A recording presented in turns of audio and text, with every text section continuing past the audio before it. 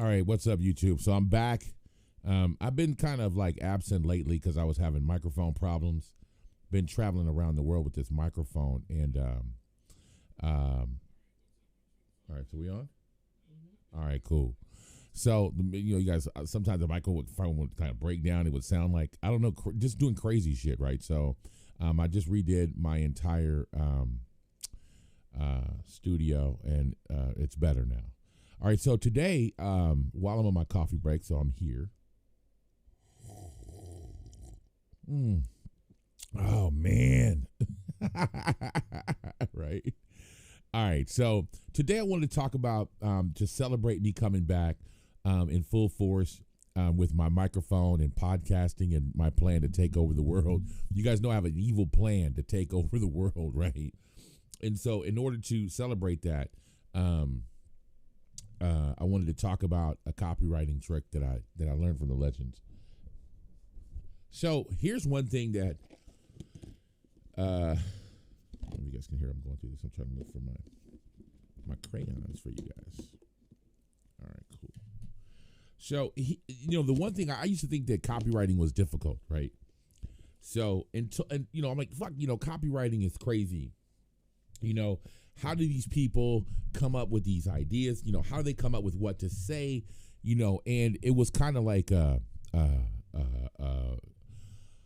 don't know. Oh shit! It was kind of like I don't know, like this hidden secret thing that you're thinking that people are like really talented, and you're thinking that, oh man, you got to have like a degree in writing, but you don't, right? So let's talk about that really quick. I'm gonna hop over on YouTube. So what's up, Kyle? How's it going, man? If you guys are, just hop on YouTube. If you're in the group, or you coming from the group, you should. I want to talk about, like I said, some copywriting today. So I used to think that you had to have a degree in English and grammar and stuff like that. So the number one thing I want to tell you is, you have grammar Nazis out there, right? And I'm not telling you to just outright go out and misspell some things or whatever, but don't concern yourself so much with your grammar, right? Don't concern yourself so much with where you put commas and periods and shit like that, right? What's up, Joe? So the reason why I'm telling you that is because that's never stopped me from selling anything, right? The thing that'll stop you the most is not fucking writing it, right? That's the thing that'll stop you from selling anything. Other than that, don't concern yourself with that, with your copywriting. As a matter of fact, people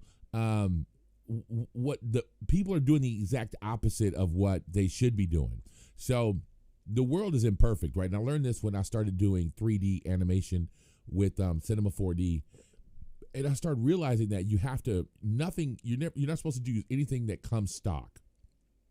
So when you're doing animations or anything like that, or when you're even using plugins, or when you, like, say for instance, you get a web page plugin, right, with WordPress, you're gonna tweak everything on the page. You never leave everything as the default settings. You always change the settings. You never just want to leave it on default, right? So the same thing goes, with the world. It's an imperfect world. So thanks, Joe. So it's an imperfect world. It is, there's dust all over the place, and there's dirt and grime and shit floating around in the air, right? And so you have to dirty up the world if you're going to make a picture of it in order to make it look like it's realistic. The same thing goes for your web page. If everything is symmetrical and perfect and everything is in place, then it becomes vanilla, and people will just glance right over it without paying any attention to it. So remember, the grammar Nazi, if he's looking that close to see, if you missed a period or a comma, that means he's reading. So maybe leaving out a comma or a period or something for him to be reading through and looking for shit is maybe something that you need to be doing, right? Hey, what's up, Alex? Maybe that's something that you need to be doing. So I want you to consider that. So when you leave a picture just a little bit out of skew, or when you leave your copyright, the copywriting is not supposed to be perfect, right? Maybe use a font, one word is larger than every other word. So you can start making them pay attention to those imperfections throughout your copy. So don't be perfect, number one. Always leave some imperfections, because that's what's going to catch their attention. Leave a picture, just like, where did this even come from? Make shit look different. It needs to be uncomfortable, right? If you ever look at, yeah, exactly, it's a pattern interrupt, right? So if you ever look at models when you see them taking pictures, they tell them that if the best picture is going to be taken is when you're uncomfortable and you're in these weird positions that don't make any sense, right? So everything in life is just imperfect. It's not, and nothing is perfect. It all has to be uncomfortable and dirty and grimy in order for it to work, right? So your copy and your page, the page that it's on, should be that way. Make sure that it's exactly a pan interrupted, just an imperfection, right? That's number one. There's always something wrong with my landing pages. There's always something wrong. And people bring that to my attention all the time. And I go, hey, thanks a lot, man. But in my mind, I'm like, attaboy, I'm doing a good job, right? Because I'm making them pay attention. They always hit me up. Hey, Sonny, just wanted to let you know, blah. It's like, okay, thanks a lot, man. Right? If you don't think that I'm smart enough to figure out, how to use Grammarly or, spell check or whatever, then, I mean, come on, man. But it's like, all right, man, thanks a lot. But I do some of these things on purpose. And it lets me know that you guys are reading my shit. That's number one. Number two, let's talk about, you guys have all seen the AIDA, right? So it's get their attention, get their interest, make them desire what you have, and then it's a call to action. Now, everybody knows what that is, right? So you can, the first attention, the first thing I want you to tell you is that your headline has one job. Okay? Your headline has one job, and that's to make them read the deck copy, right? Your deck copy, which is like your subhead or whatever as well, has one job. It's to make them go and read whatever's coming next. In other words, you have to keep their attention throughout the entire time, right? So my wife found a really good piece of copy the other day.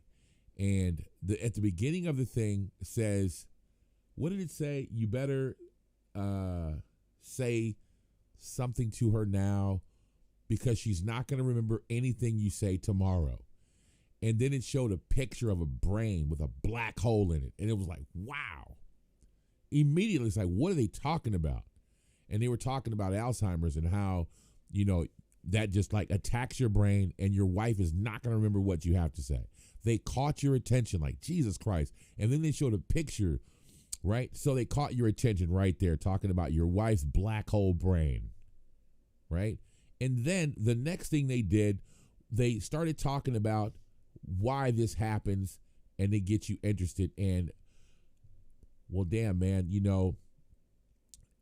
they do research, right? And so that's the number one thing that people don't do for your copy.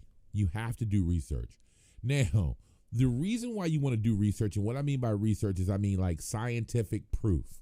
Everybody thinks that proof always means social proof. That's just one type of proof, right? You want to lead with proof. Okay? Now, for me, if you've ever been to one of my sales pages, the first thing I do, like even on one of my videos, is I lead with social proof. I lead with people saying, Sonny is this, Sonny is that, Sonny is this, Sonny is that, right? Or if you look at one of my sales pages, the first thing you see is a bunch of testimonials, right? Because I'm leading with proof that Sonny knows what the fuck he's talking about. But there's other types of proof when you're talking about headlines, right? And when you're talking about products. And that proof comes in the form of research. And that's how you're going to catch their interest. Do your research. Find papers. Papers written by colleges or universities. Okay. Find actors. Borrow actors as your endorsement, right? So just imagine if you were selling, let's just say, a face cream that had chia seeds in the face cream, right? And it worked. Well, you can pretty much find any celebrity that says that they use chia seeds on their face somewhere on the internet. Go find it. Find a picture of it. Take a clipping of that headline and put that inside of your copy. You're using that celebrity as an endorsement. If they said it, you can use it, right? It's public domain at that point, right? So if George Bush said it or Donald Trump said it or something like that, whatever it is, you can use that. So use those actors and celebrities and politicians or whatever you have, or doctors are big ones, right? So you can use doctors, right, that have said things that maybe they weren't talking directly to you, but it's research that you've done that shows that whatever you have is true, right? So now you've got their attention. Now you've got their interest. Now you have to make them desire what it is that you have, right? In other words, you're fixing the problem, right? Which is your chia seeds and your shit, whatever it is. You're fixing the problem that they had here, the black hole in their brain, right? You talk about the research that you've done, and doctors have found out that chia seeds can fix the black hole in that brain. Chia seeds have been found to be the #1 cure for Alzheimer's, right? So now you're making them desire this, whatever this is, right? And then our patented secret formula, chia seeds elixir, can fix, well, it's been clinically tested, right? to fix Alzheimer's in 80% of the patients that try it, right? And now the call to action comes, right? Now you want to tell them what to do. So in order to get, and click here to get your 30-day free trial or free 30-day free supply of this chia seed elixir, right? You want to give them a call to action, and you want to tell them specifically to click here, right? If you don't tell people what to do, they won't do it, right? So I want you guys to click like on the thumbs up. You guys hear me say that, right? Click the likes. Give me a thumbs up really quickly, because they'll never do it until you say click the thumbs up, and then you guys, oh shit, that's right, I need to click. This is a good video. It's not because you're being a dick. It's just that you're not thinking about giving me a thumbs up right now, right? So you tell people to do it. So you always want to give people a call to action on what to do, and at the end of every thing that you're going to do. Now, here's a secret that I learned from a legend.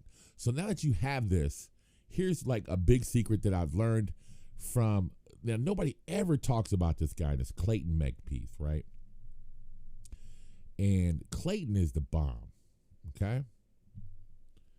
I've learned more from Clayton Makepeace than I've learned from Gary Halbert or John Carlton or anybody, all right? So I just want to be clear about that. Clayton Makepeace is the shit. So when you're doing a video and when you're doing your sales piece, here's what you get from them, right? Tell them what you're going to give them, right? Tell them what you're going to give them. Tell them, and then tell them what you told them. This is awesome. Tell them what you told them, all right? Now I'm going to break this down for you. So basically, in today's video, we're going to tell you how chia seeds can be the fixer for Alzheimer's. We're also going to show you research that shows that how chia seeds have been fixing Alzheimer's disease for 80 years. And it's been a secret product that the ancient Mayans were using way back in the day, along with a banana peel. And we're also going to tell you exactly how we use our formula to fix Americans and people across the world with our chia seed banana peel elixir, right? So now today we have Dr. So-and-so. Now first I told you what I was going to tell you. And now today we have Dr. So-and-so, and we're going to start telling you exactly how this chia seed works. Now, Dr. So-and-so, can you tell us exactly how this works? Well, the chia seed is actually full of shit, but we're just going to tell you this because, this is just Sonny doing a fucking demo, all right? And then we're going to tell him, right? Now, we're going to tell him what we told him, right? We told him what we're going to tell him. We told him, and now we're going to tell him what we told him. Well, so today what you've learned is exactly how chia seeds has killed over 80% of the population of the world's Alzheimer's disease. You also learned today that we have learned a special research, blah, blah, blah, blah, blah, blah, blah, blah. And if you click the link today, you'll get 30, blah, blah, blah, blah, blah, right? So tell them what you're going to tell them, and then tell them what you told them. Now, so these easy things, dude, really busted my head on how these dudes are doing these things. I thought that you had to do like some special, formula. I thought these dudes had English, degrees or whatever, but that is the simplest shit ever, right? So tell them what you're going to tell them. tell them, and then tell them what you told them, right? So get their attention, get their interest, right? Make them desire what you have, and then give them a call to action. But how you do that is tell them what you're going to tell them, right? And then tell them, and then tell them what you told them, and then give them the call to action, your risk reversal, which is your 30-day money-back guarantee or double your money back or whatever you're going to do, and then give them the call to action and tell them exactly what to do, right? So what I want you to do is start practicing that with just some small shit. It doesn't need to be. Now, also what you guys remember, this is another thing, man, that I've been meaning to tell you guys for the longest. You don't have to write 1,000-page calls or copy for people that know who you are. Most of the time we're dealing with warm traffic, so you don't have to write an entire paragraph as if you're like a page, 12 pages of copy. If this is warm traffic, they know who you are, they know what your product is, they know that they have a problem, then you only need to tell them about that problem, right? So in other words, if you had a leak in your house, right? Let's just say this. If you had a leak in your roof, you know you have the leak in your roof, right? And you know that you need to fix that problem. Here I am, Mr. Roofer, right? Now, do I need to explain to you why, leaks happen in the roof and how they come, and you need to change your roof over 30 years, and I need to do a whole research on showing how roof decay happens over time and why? No, I got a leak. I need to fix it now, right? And I know that you're a roofer, and I know that you probably can fix leaks. Just tell me what I need to know, right? So that's what you need to understand. When a person is aware that they have the problem and they know what you do and they know you fix leaks, then you don't have to really write a bunch of long copy. Now, to a totally cold audience, right, what I want you to understand is that's when you need to say, you don't even need to talk about your product. So here's what that looks like, okay? So if you have a totally cold audience that doesn't know anything about what you do, then you don't need to talk about your product at all, ever, right? And I got this trick from Eugene Schwartz, right? One of the greatest copywriters of all time. Now, so I used to talk shit about Ben Settle doing that. Now I know why. Hey, you got to give them their props.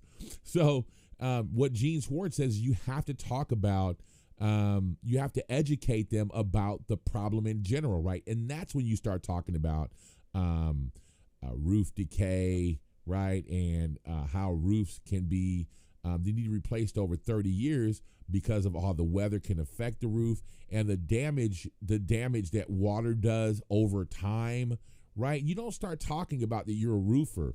All you do is you just talk about and educate them and show them all of the problems that they have behind water damage over time. And you never talk about your product. Your product comes way down here at the bottom for more information on how you can keep your house protected over 30 years and extend the lifetime of your roof. Call blah, blah, blah, blah, blah, blah. Notice I never pitched them. I never said I have the best sealant ever, my 30-year sprayer sealant or whatever. I never talked about that. All I did was just totally educate them on water damage and how over 30 years it can, really tear your roof up. But if you want to save your roof, because you never know, if you didn't put your roof on yourself, then you don't know how long it's been there, right? But if you want to extend that, just give us a call. That's all, right? That's it. We don't want to talk about the product. We just want to educate them that there could be a leak, right? There could be damage there. And if you want to learn more about that, just give us a call. We'll pitch them later, right? That's to a totally cold audience. That letter is not going to look the same to people that know that they've got a fucking problem, right? To people that we know have a roofing problem. This is what you send the neighborhood, right? And you just send out the letters to their house, right to their home or whatever. You send the mail to their house and you send it to an entire zip code because you don't know who these people are. But if you have a list of people that have called you before about leaky roofs, then you already know what to do. You can just send them out a little Facebook ad, with a person with a sad face and say, wintertime again, give us a call. We'll fix that leak. Fuck, oh yeah, that's right. I can call these guys, right? So that's another thing you have to realize is when you're writing your copy, understand who you're talking to, right? Copywriting is not hard to do, and it shouldn't be a daunting task for you. Just remember who you're talking to. Remember that you need to get their attention, and the first job of your headline is to catch their attention. If you guys remember, a lot of times you'd see the word sex on the front of a magazine. Sex. And that'll make you look at the magazine cover. And then in small, it'll even say, like in small shit, to get you closer to the magazine cover. Now that we have your attention, let's talk about why you shouldn't be trying to have so much sex. Or let's talk about Dr. Roof, sex therapist, is on page number 9 or whatever, talking about blah, blah, blah, right? So that right there is the headline, is to get your attention. But we know that we're not going to be talking about flat out sex, but we know that people are going to look at that word. So that's another trick that you can use to go get some of the most kick-ass headlines. The most highly paid, the highest paid copywriters on the planet all write for the Globe and those fucking newspaper rags, the Post, those newspaper rags, the Inquirer and stuff like that, right? So just go to the Inquirer, get all of those newspaper rags that you can get. Go look at the headlines, look at the structure or whatever. That's the best swipe files that you could ever get. You can Google it right now. Just go on Google and go look at Inquirer covers, right, over years or whatever. So you can start to see those headlines and how they work out, right? So I hope this is helping you out. These are all copywriting secrets that I've learned from legends. Some of them I learned from Gary Halbert. Some of them I've learned from Clayton Makepeace and John Carlton or whatever. Just over the time, I've done a lot of research, and from Eugene Schwartz. I've done a lot of research over the years, and these are some of the things that stuck out to me that you can do to just beef up your copywriting and just get something done quickly. You don't have to be a copywriting genius to write to a warm audience. You just need to know your audience, know what they want, and then give it to them. All right, guys, thanks for showing up. Click that thumbs up if you thought this video was worth anything. There's a lot of new newbies out there that don't know anything about copywriting, so click that thumbs up. Tell me, guys, what you guys think about the new microphone setup. I'm all good.